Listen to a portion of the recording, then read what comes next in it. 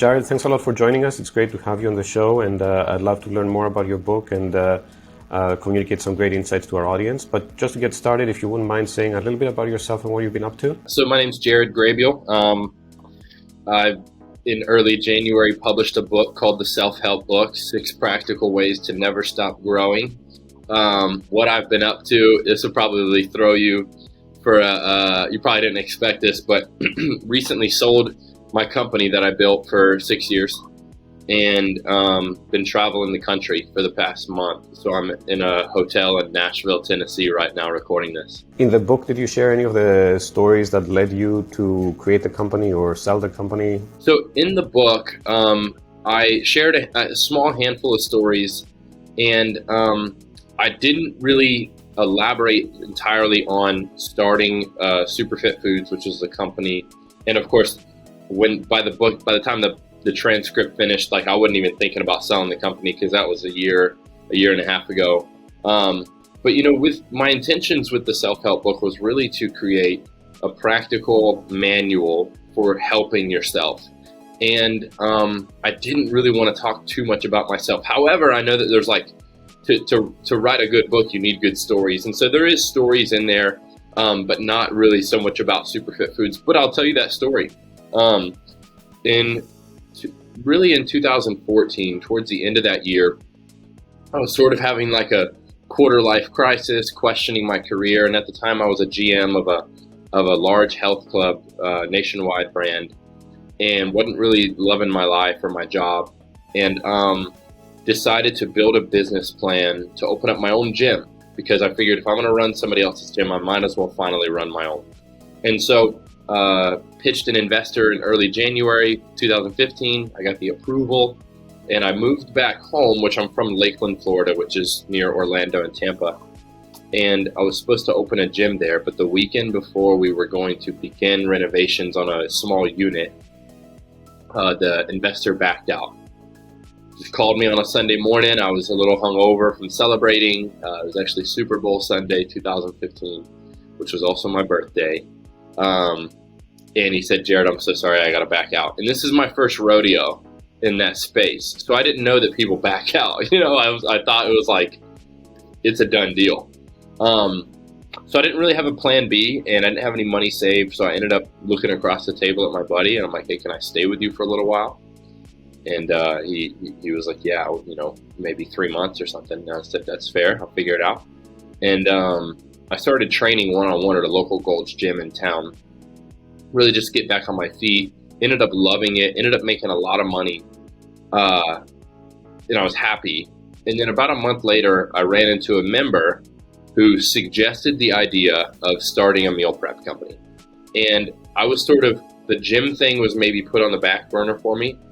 But I was in this weird gray area of my life where what am I going to do next? I'm training, but I know that I don't want to be like a one-on-one personal trainer forever. And I'm a long-term thinker.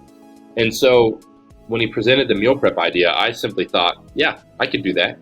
Of course, I had no idea how difficult this season or chapter of my life would be, because I had no experience in the restaurant industry, no experience with food production, R&D, shipment, the relationship building in the food space. It's crazy. So long story short, May of 2015 started Superfit Foods. Grew really quickly because I could sell well, and all my training clients signed up. And the city of Lakeland is this small, sort of best kept secret kind of city. So that, we had 100, 200 clients within 6 months because I have a good reputation in the fitness space. Then we expanded into Jacksonville. I moved back to Jacksonville, started shipping nationwide, bought out my partner in 2018, relocated everything to Jacksonville, and then of course continued to grow, continued to expand our partnerships, our shipping territory, and then of course, just about a month ago, prior to a month ago, but about a month ago, I sold it. But of course, that was a process and a decision I had to make a good bit before that. So that was great. Great story. And are there any lessons that you can share from that story? Anything that helped you out? Because you said you were new in the space. Yeah. Going into the food space, it's super competitive. So what helped you make it successful? Is it mentorship? Is it perseverance? Is it something else? I have a million lessons, but I'll keep it relevant to maybe some of the things you alluded to. Perseverance is a character trait that I've had since I was a kid. Like, we grew up poor, and I know that's kind of a cliche these days with testimonials, but we were like the poor kids in the poor neighborhood, So it was like, growing up, my dad always said, if you want something, you got to get it, because I can't afford to give you what you want. He's like, I remember as a kid, my dad would say, I will put a roof over your head and I will put food in your mouth. Anything other than that, you can't count on me for it. And so just early on, it was like this, I got to go out and get it. And I realized that wasn't as easy as it seemed. And of course, I got in some trouble with the law as a kid because I tried to take the easy route. And that didn't work out very well, and ended up spending a little time in jail and a couple of years on house arrest, but that's a whole nother story. So perseverance in entrepreneurship, I would say one of the biggest differences between me and anybody else in maybe the meal prep space, trying to make it by, is that I don't give up. But more than that, I think like ignorant perseverance is not going to get you very far. I learn, like, I'm committed to learning. So not only do I not give up, I'm pursuing knowledge in parallel with that. You know what I mean? So it's like, oh, we're having this issue. For example, when we built out our first kitchen, I was like, what do we do here? We were using a house kitchen, which is not legal, but we were doing that for like the first couple weeks. And then of course we outgrew a kitchen in a house. Then we used a commissary kitchen, which you just rent space. And then we outgrew that in a couple months. And it was like, now we have to go find a kitchen, build this thing out. So then I had to begin to do research, reach out to restaurant and entrepreneurs, worked with a couple consultants. In Lakeland, you have limited capacity to professionals like that. But it was just like being committed to learning whatever I need to learn in order to get better at doing this business, because I was committed to growing it. And most importantly, I was committed to reaching people, because the mission was what drove me. So I guess one of the greatest lessons any entrepreneur can learn is you have to be mission driven if you think that you're going to be able to persevere and learn things that you're not that interested in. Because being honest, I'm not that interested in food production. I'm interested in the result of what happens when our clients would eat our meals over a long period of time, because I'm a fitness guy. I'm not a food guy. So perseverance and a lifelong learner. Those are the things that whatever I do next, I'm prepared to persevere and to learn as much as I need. Was there any one big roadblock that you faced, maybe a big hurdle that you had to overcome? Building Superfit Foods was the most difficult thing in my life, and I've had a relatively tough life when you think of like Western culture comparisons. So I learned a lot about, I guess one of the greatest lessons I learned was in doing deals or partnerships, right? And this is something that I should have learned a little bit more prior, right, with that potential investor backing out right away. And then the partner that I started the business with, I'd learned a ton of lessons from that. Later on down the road, I partnered up with a sort of a tech company to build one of the first meal prep apps, and learned a significant lesson from that, lost a lot of money. And then towards the end, towards the buyout again, and I can't go into details of some of these lessons because legally I'm not allowed to elaborate too much, but the lesson that I have learned is that you have to do your homework on partnering up with people, whether it be community partnerships on a small scale, or legitimate business partnerships, business arrangements, right? If you're going to partner with a tech company to come out with an app, or if you're going to partner with a guy or a gal to start a business, you have to realize it's a marriage. It's going to be a 5 to 40 year journey, and if it's any less than that, it's probably because you failed. And that's not what you want either, right? So if it's a 2-year journey, that means you probably both gave up or the business went out. So, I was younger. I'm 31 now, so still relatively young, but I was 25 when I started the company. And I have a knack of, I trust people because I know that I need people to build something great.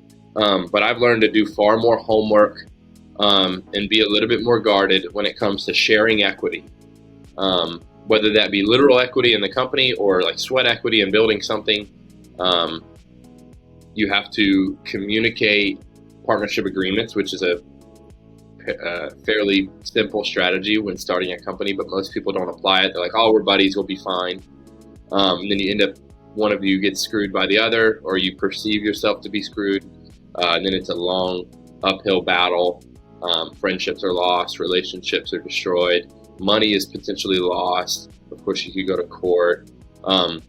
So I have learned a hard lesson in partnering up with the right people and establishing very early on the expectations, because I will, for the most part, always work harder than anybody else. Maybe not physically, but like I'm in it far more mentally, strategically. And so that, that caused a lot of issues because my previous partner was not keeping up. And then of course the tech journey and stuff like that. So yeah. And then, I would say I'm a business consultant now. So I have a company called E3 and I do that as I would say a passion project, but it's something that I get a lot of fulfillment from and get to help people with. But early on I learned, if there was someone in the space that I could have called upon to pay for their consulting early on, I would have done so much better. So I would recommend any early stage entrepreneurs invest in a business coach or business consultant. Do your homework there too, because there's a lot of business coaches out there with no experience. But the lessons that I'm able to instill in a lot of young or early stage entrepreneurs that I learned the hard way, it gets people a year, 2, 3 years ahead, and it helps them to not have to learn the hard lessons. Like I had to learn the hard way how to manage our finances from how my partner managed the finances and the interest rates. And I had to learn the hard way to get a quality bookkeeper, and that paying someone to manage your books on a weekly, daily, monthly basis is one of the best investments you can make, instead of just assuming that you can manage them and that you can't afford a bookkeeper as a small business. So there's little things like that I learned along the way that help me position the company for a sale and get to where I am now. But the first couple of years, man, it was like just being punched in the face with adversity over and over and over again, but still having to pump out meals and get people what they need, because at the end of the day, it was like that was my primary objective. Got it. Thanks a lot for sharing that whole journey and the lessons. Let's dive a little bit into the book, and if you wouldn't mind telling me, what's the big idea of the book? The big idea is that you can help yourself. And I know it seems really simple, but like there's so much information out there. And I think we get caught up in the pursuit of information to satisfy a temporary void, instead of grabbing that information and doing the work of applying it to our lives ourselves, and then reaping the benefits of the hard work that it takes. And some of it's not even so hard, but it just takes consistency, establishing habits. And so the book was designed because we live in a culture where we rely on other people, in my opinion, too much to help us get to the next stage in our career, to help us feel better about ourselves, to deliver our food, right? Like we're very conditioned to not help ourselves, and it's very possible. Now I'm a Christian, so I know that there's only so much that we can control in life, but up to that level of control, whatever that is, if I were to draw it on a graph, whatever that level is that God gives us, we should take advantage of the control that He gives us. And I think most people are using much less than they realize that they have. And so, for example, it's 6 practical ways to never stop growing: confidence, competence, clarity, connections, commitment, and character, right? And so I've experienced in my life seasons of, call it a drought or a valley, whatever you want to call it, where you're just not growing, you maybe don't feel fulfilled. And I feel like a lot of people stay there, and I don't stay there. I'm like, what do I need to do to continue to grow? And I learned early on that maybe I can't grow in the same way year round. Like maybe I can't get stronger or bigger in the gym year round, right? Because your body's going to adapt. Maybe I can't continue to increase my income year round, year after year, right? Maybe there's going to be a period of time where I have to grow comfortable for a little while with my income while I work on other things. And there's these measurable ways that we look at growth, and then there's immeasurable ways that we can grow internally. And so the book kind of outlines that. Like, you can grow in your confidence, which is hard to measure, but I think we could all use a little bit more. And when I say confidence, I mean organic, real confidence, not a facade, not putting on a face, not faking it till you make it necessarily. I mean, really and truly believing in yourself. And so there's a lot of this particular chapter, there's a lot of psychology, and there's a lot of self-help tools that if you spent enough time with a quality therapist, you would probably learn this stuff. There's realistic reframing, right? Like how we talk to ourselves. You would be amazed if you were to write down every thought you have about yourself in one day. You'd be like, who is this butthead? Like this guy is a jerk. Because if we talk to other people the way that we sometimes talk to ourselves, we wouldn't have a lot of friends. And so it's interesting that we think it's okay to be like, oh, you're so stupid, like in our head. So it's like, or you don't look good in that, or, just little things like, oh, you probably won't accomplish that. You shouldn't try. Like, there's these thoughts that just go on and on and on in our head, but we don't really recognize them because it's kind of normal. And so realistic reframing is turning that around. Instead of being like, oh, I'm a bad test taker, maybe I shouldn't pursue that one to be a real estate agent because I know that test is hard. It's like, no, you've done that on a test in the past. That doesn't mean that God has created you to be a bad test taker for the rest of your life. You just probably need to apply different strategies than you learned in traditional schooling, so then you can therefore become a better test taker. And so it's like realistic reframing, because I'm not really big on affirmations by themselves, right? If I go stand in front of the mirror and say, Jared, you're Superman and you're a great test taker, and then I go to take the test without studying, no, I'm not going to do better, right? So there's practical application to that, and then there's realistic reframing. So instead of standing in front of a mirror and being like, you can take over the world, it's like, Jared, you may not have been a good test taker. However, if you invest a little bit more time in studying, apply some new practices, maybe hire a tutor, then you can become a good test taker. That's realistic. So there's little practical tools. Of course, competency level. If you're in this job, you've been in for a couple years, you haven't gotten a promotion or a raise, maybe it's not because they don't like you. Maybe it's because you're not growing, you're not learning. And there's always stuff to learn. And so the chapter just breaks down all these different ways that you can learn. If you don't feel like you have time to go back to school or whatever, there's all these different, of course, reading books is one of the most practical ways. And I think people take that for granted. But there's free tutoring, there's online classes, there's so many different ways that you can learn, and you can add little bits and pieces into your schedule on a daily basis. And then, of course, it goes into the same thing for clarity, character, commitment, and connections, because these are 6 ways that if you were to even just try to pursue one at a time, you could grow year round, year after year for the rest of your life. So the book is about we can help ourselves, and on these 6 parameters, you explain exactly step by step how somebody can reframe, change their mindset in order to become a better version of themselves. Absolutely. Is that fair? Yeah. Awesome. And let's go into the quickfire questions. What's your second favorite business book? Did I tell you my first? I'm assuming the first is yours. Oh, no, I'm not that egotistical, but I appreciate that. I would say I've read a ton of business books, so mine's probably in the 20s or 30s. But so Good to Great by Jim Collins, hands down, I would say is the best business book. And the reason why I say that is when I think of business principles, I can recall so much stuff I read out of that book. And you and I both know that, man, if you read books year after year, you'll literally forget everything in some books, just like you see a movie and you're like, I think I've seen that movie. You play it and you're like, I've seen this, but I don't remember a lot, So anyways, Good to Great by Jim Collins, number 1. Really anything by Jim Collins. He's a fascinating business expert and researcher.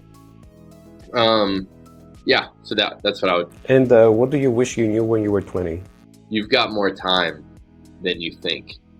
At 20, I wanted everything by 21 or 22, right? And when you try to fast forward progress, there's repercussions to that. And here's a practical example. At 20, I was really into exercising, just like I am now, but had a different circle, different mindset back then, different priorities, and was passionate about bodybuilding at the time, and got into using steroids.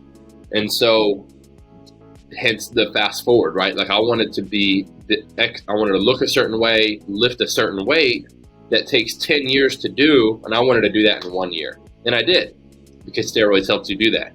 And so, but there's repercussions to that physically. I mean, I've got some injuries, I've got some ligament issues that could just be whatever, or it could be because of the steroid use and the fast growth of strength. And so who knows what that's from, honestly, but like that could be the repercussions of that. And so at 20, I wish I would have just been a little bit more patient. I think urgency is important, but having a realistic level of patience to say, I can, do that in 5 years instead of trying to do it next weekend, something like that. Awesome. Thank you very much for sharing the story, the lessons, and all these insights from your book. I appreciate it. 100%.